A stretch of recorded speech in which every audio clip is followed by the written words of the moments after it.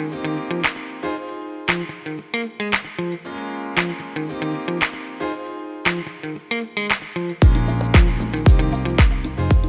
we know that this event gives the youth the opportunity to participate in the luncheon.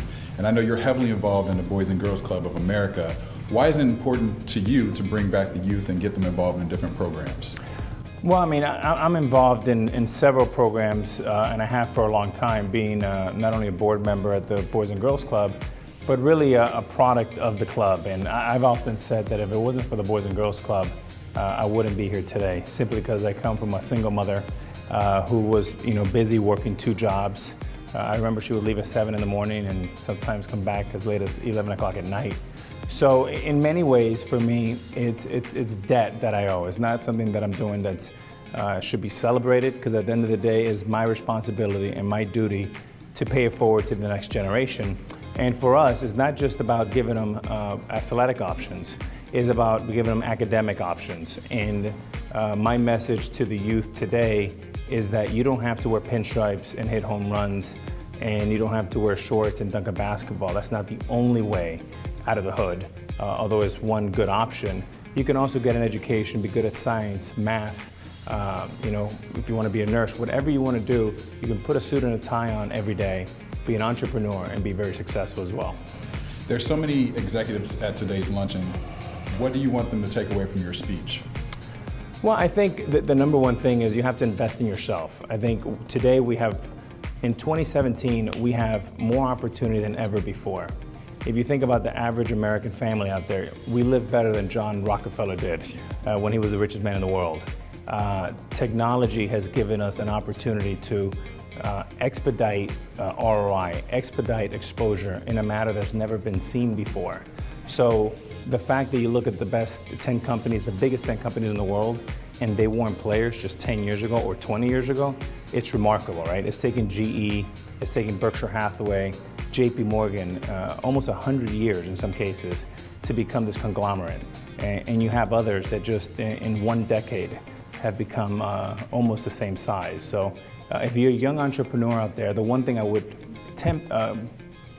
cause you on is the fact that although you have the Mark Zuckerbergs of the world that have really exploded, there's still an academic option that's really important. There's skills you learn in college. There's things you learn in graduate school, whether it's accounting, whether it's just all the business lessons that you need to learn. It's just like being a ball player and having great fundamentals. So for the youngsters, fundamentals rule the day. Yeah. And why was it important for you to associate your brand with this multicultural media luncheon? I think is incredibly important. I mean, if you think about my community, for example, we have over 60 million Hispanics in the US. We consume over $1 trillion in the US economy. We should be having really smart conversations in Washington about how do we take that $1.2 trillion and double it? How do we get it to $2 trillion? And we're good earners, we're great consumers. But we also have to get people of color and women in more of leadership positions. So one of the things that I like to do is the minute we buy a company or we take control of it or we get a board seat or 2, immediately I like to empower women with a board seat to represent us usually and have a voice and have power. And then there's the subject of pay, right, and equality.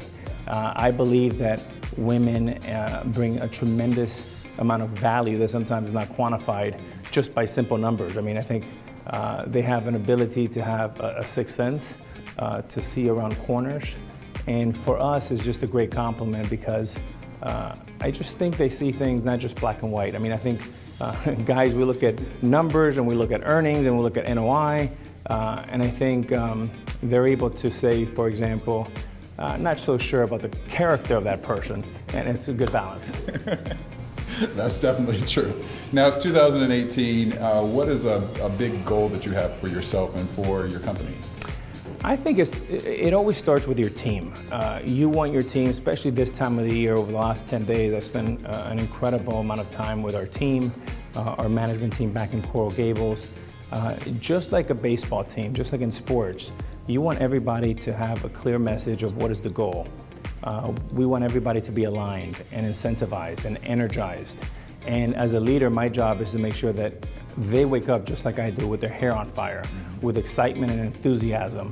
And if they can share my vision, which is usually much larger than theirs, and I can let them just believe, like the players in Alabama believe in Nick Saban, or like the players in Michigan State believe in Tom Izzo, that is a powerful tool. And that's what I usually take the first 20 days of January of any new year, is to express that. And then I tell them the goals. Here are the 3 goals we want to do. If we do these 3 things, this is a successful year. But I always focus on process and not results. Process is everything. And how do you feel that millennials will affect the future of diversity?